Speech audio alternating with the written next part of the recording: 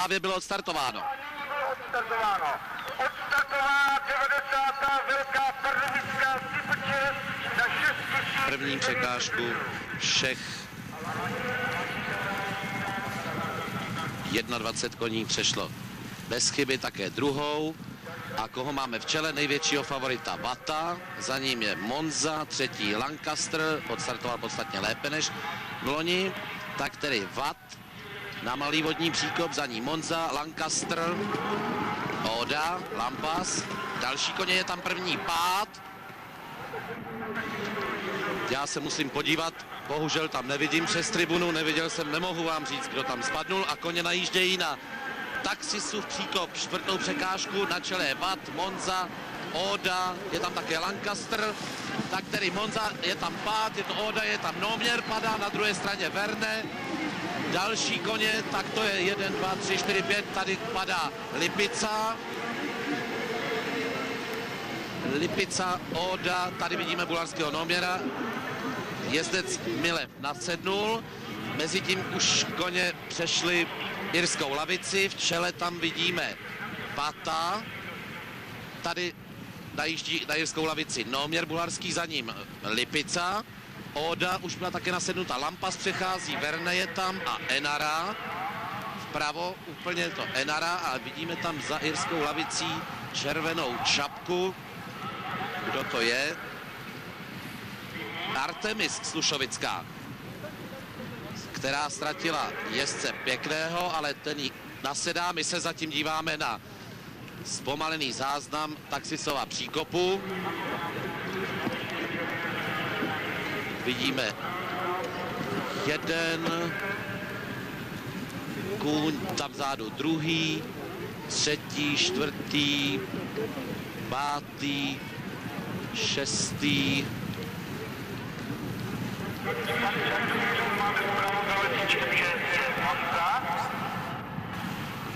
Sedmý, osmý. Tak jestli jsem dobře počítal, tak na Taxisu tentokrát skončilo tady ještě jeden, 9 koní. Říkám skončilo, neskončilo, protože někteří pokračují v dostihu dál, ale my se podíváme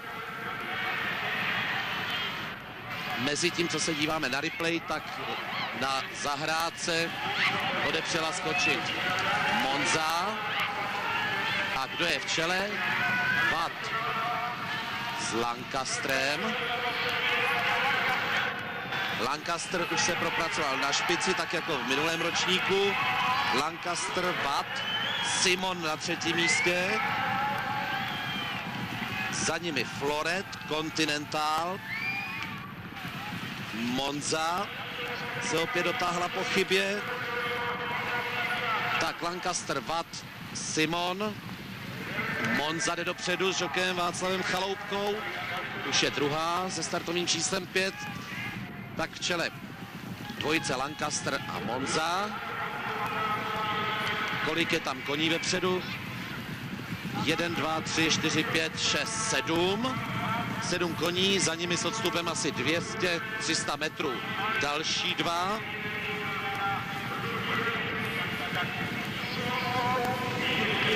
Prodloužený Taxisův příkop.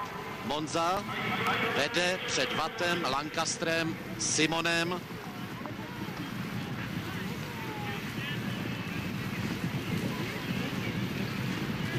A Continentálem.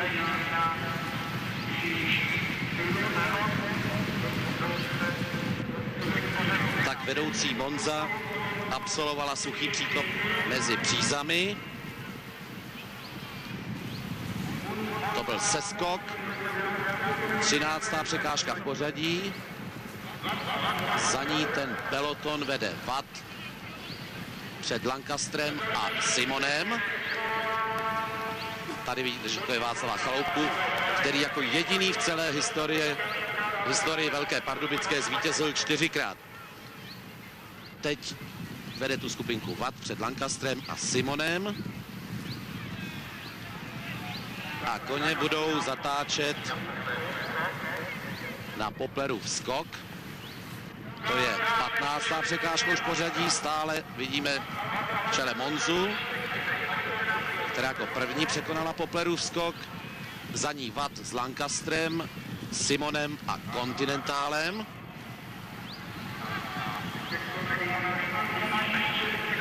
A teď budou koně najíždět drop.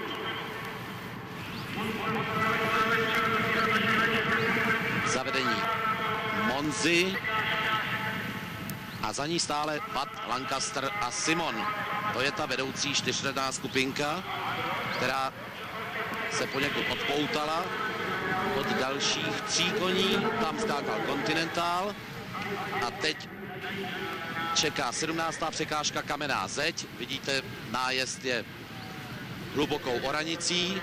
Jenom pár metrů před ní, před kamennou zdí, je tráva.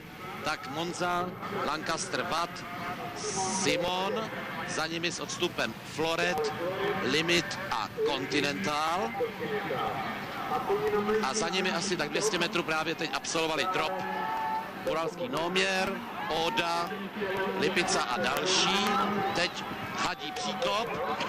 Lancaster výborně, měl tam pád Watt. Jeden z velkých favoritů. A pole, respektive špička, se zavedení Lancastera a Simona blíží na velký vodní příkop. Ale podle ohlasu diváků mám pocit, že na hladím příkopu spadly ještě nějaký další koně, bohužel tam není vidět. Velká voda, výborně. Jirka Kasal s Lancastrem, za ním Simon. Tak tam spadla Monza ještě na velkém vodním příkopu, jak se dívám. Ale zpátky to, co vidíte vy. Lancaster a Simon na špici. A na 3. místě, to už je ztráta asi 200 metrů, je Limit. Zahrádka, Lancaster, Simon tam měl problémy, ale i Lancaster. Nakonec překonali oba dva, ale ohlasy tady diváků stále naznačují, že na vodě se něco děje. Podívám se. Ano, tam teď překonal Watt a Lipica, ale jsou tam někteří koně bez jezdců. Pohled za les nám říká, že Lancaster se Simonem stále suverénně v čele 90. ročníku Velké Pardubické. Suchý příkop za lesem, to už je 23. překážka.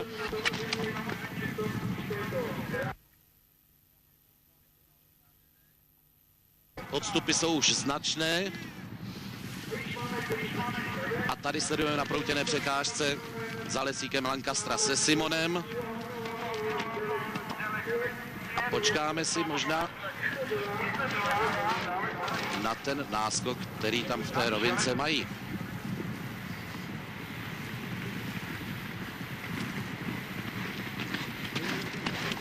Tak teď 25. překážka v pořadí, živý plot u hangáru.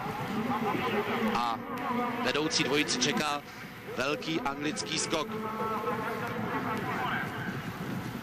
To už mají jezdci vedoucích koní za sebou 5 kilometrů. To znamená 1900 metrů je čeká ještě do cíle jubilejní Velké Pardubické. Lancaster, Simon. Mezi nimi už se tedy asi s největší pravděpodobností rozhodne o vítězi letošní Velké Pardubické. Tak teď na oranici. Žokej Kasal se ohlíží. Tam jste viděli vzadu se myhnul kůň. To je Limit, který daleko vzadu běží na 3. místě a čeká ho velký anglický skok. Tak poslední steeplechase překážka, Havlův skok. Lancaster i Simon. A v závěru by se... Tady je Limit na velkém anglickém skoku, to vidíte, to je ten rozdíl 300-400 metrů. Možná ztráta na vedoucí dvojici. Vrátím se k původní. To, co jsem chtěl říct, v závěru by se asi mělo projevit, že Lancaster je plnokrevník, kdežto Simon jeden ze 2 polokrevníků, kteří startují v letošním ročníku Velké Pardubické. A Lancaster by měl mít v závěru víc sil, ale podívejte se, přesně opačně je to. Simon jde dopředu, polokrevník. Simon, polobratr letošní derby vítězky i vítězky ceny Prahy na mezinárodním mítinku v Budapešti Latiny. Tak to by byl obrovský úspěch tohoto polokrevníka z jednotného zemědělského družstva Pokrok Otice i jeho jezdce Knápka, který se ohlíží za lesem, a Lancaster už ztrácí. Vidíte, Jirka Kasal, jak se říká v dostizích, už toho v ruce moc nemá. Pobízí Lancastera, ale Simon a jezdec Knápek si asi jedou pro vítězství letošní Velké Pardubické. Teď už zatáčí Simon do cílové rovinky, čeká poslední proutěná překážka, náskok nad Lancasterem už je značný. Nechci to zakřiknout, ale je asi rozhodnuto. Letos bez boje, bez závěrečného boje v cílové rovince. Tak tedy poslední metry. Simon, poslední překážka. A Simon s jezdcem Knápkem vítězí v 90. jubilejním ročníku Velké Pardubické daleko před Lancasterem, který právě absolvoval poslední proutěnou překážku. Simon v cíli. Druhý se teď blíží do cíle. Vidíte, Lancaster, hrdina posledních ročníků Velké Pardubické, s žokejem Kasalem z plemenářského podniku Šamorín.